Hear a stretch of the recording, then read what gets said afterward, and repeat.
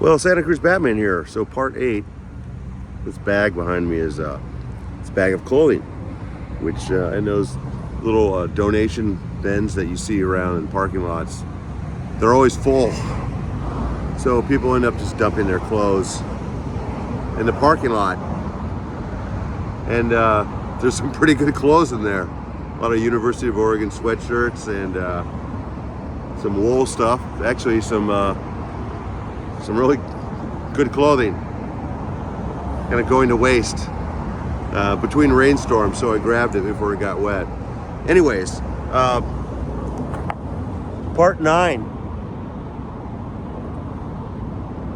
So I'm the Santa Cruz Batman in Santa Cruz,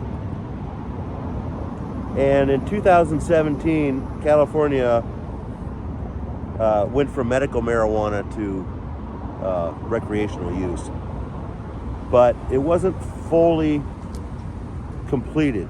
They pushed it out so that everybody could buy recreationally.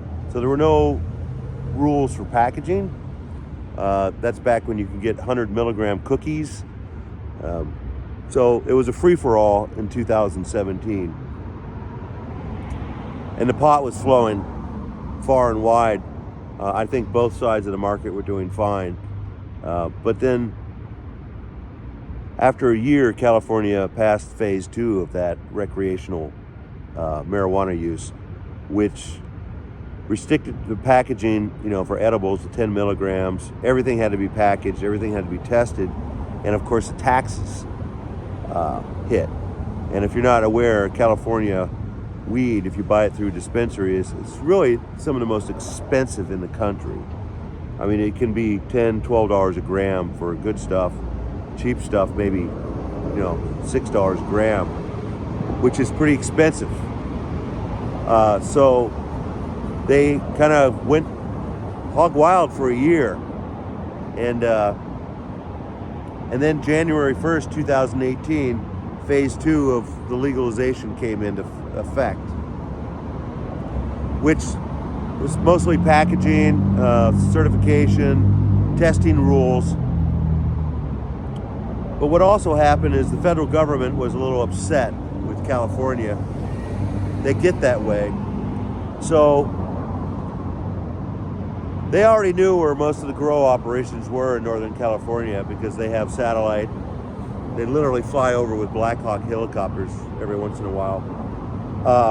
They started, well, what you discovered when you went up there after January 1st, 2018, in that first 2 weeks of January, the federal government showed up to every illegal grow operation they could find, and they started red tagging them. So what is red tagging? Red tagging is a fine for every day they're operating illegally of $10,000.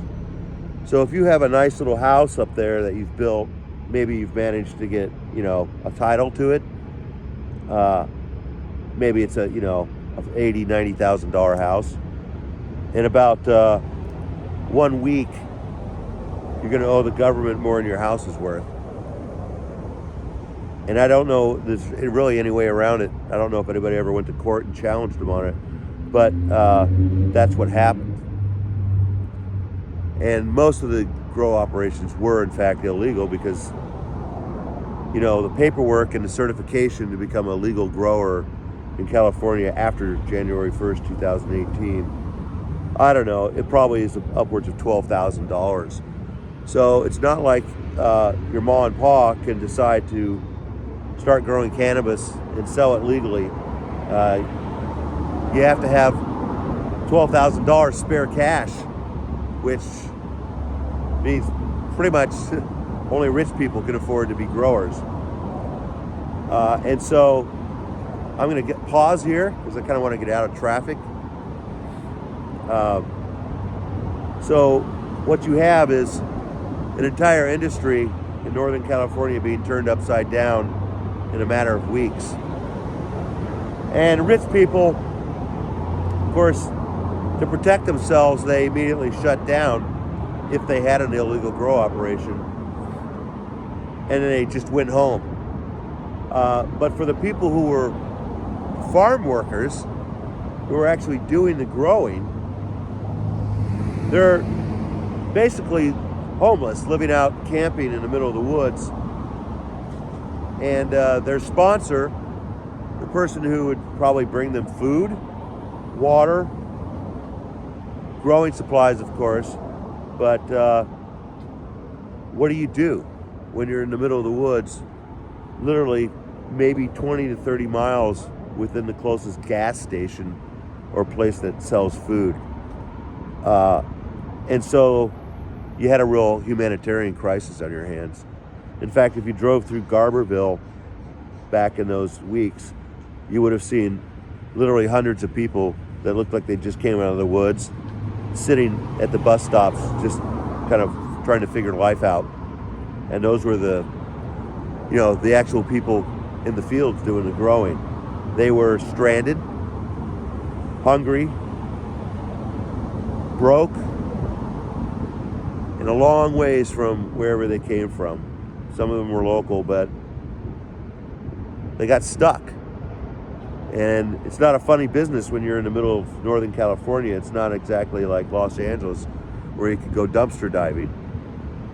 The weather is going to be turning pretty nasty after January 1st. It's already getting fairly cold up there, and it's going to start raining. So, what do you do with 20,000 people like you've just shut down a Ford factory? But there's no unemployment checks for these people. And the growers, for the most part, abandoned them. I mean, the people who own the operations. So that's kind of where I'll pause. I think you can imagine what happened after that when I discovered that. Well, I'll talk about discovering it, because that's when I was in Batmobile number 1, which wasn't Batmobile number 1 yet. But it looked like a government vehicle.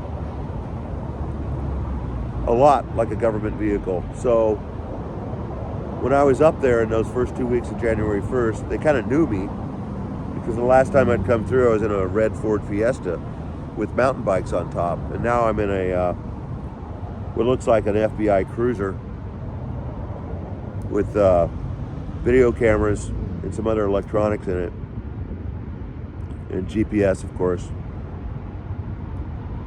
So I got mistaken for a federal agent, temporarily.